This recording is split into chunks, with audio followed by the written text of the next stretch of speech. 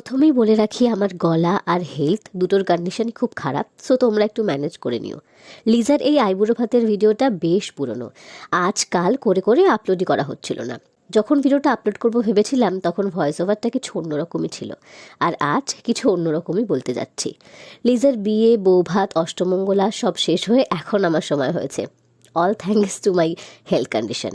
না, লিজার বিয়ে আমি অ্যাটেন্ড করতে পারিনি, সেই কারণে মেয়েটার বেশ অভিমানও হয়েছে। তবে হ্যাঁ, ওর বিয়েটা আমার কাছে অপশান নয়, আমার প্রায়োরিটি ছিল। অপশান বললাম তার কারণ ওই সেম দিনে আমি আমার অন্য এক রিলেটিভের বিয়েতে গিয়েছিলাম, আর সেই কারণেই আপাতদৃষ্টিতে মনে হয়েছে অন্য কারোর বিয়েতে যাওয়ার জন্য আমি ওর বিয়েতে যাইনি।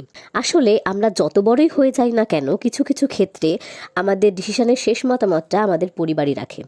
তাছাড়া আমাদের রুমমেটদের মধ্যেও আর কেউ ছিল না যাওয়ার জন্য, একমাত্র আমি ছাড়া। মন খারাপ তো হয়েছে, কারণ অনেক প্ল্যান ছিল, সেগুলোর কিছুই হলো না। তোমরা সবাই কমেন্টে নতুন দম্পতিকে শুভেচ্ছা জানিয়ে দিও, ওদের বিবাহিত জীবন মঙ্গলময় হয়ে উঠুক। আর হ্যাঁ লিজা, তুই মন খারাপ করিস না, তোর বেবির অন্নপ্রাশনটা কিন্তু মিস করবো না। ক্যাপশনটার উত্তরে বলে রাখি, লিজা সেদিন কেঁদেছিল ওর গিফটটা পেয়ে। এবার গিফটটা কি সেটা জানতে হলে তোমাদেরকে দেখতে হবে বড় ব্লগ, যেটা তোমরা পেয়ে যাবে নামের নিচে লিঙ্কটাতে ক্লিক করলে। আর আরও একটা ফটো ফ্রেম দিয়েছিলাম গিফটে, যেটা দেখালাম না। ভিডিওটা ভালো লাগলে লাইক, শেয়ার আর সাবস্ক্রাইব করে দিও, আর কমেন্টে হ্যাপি ম্যারেড লাইফ লিখতে কিন্তু ভুলো না। তো চলো, বাই বাই বাই।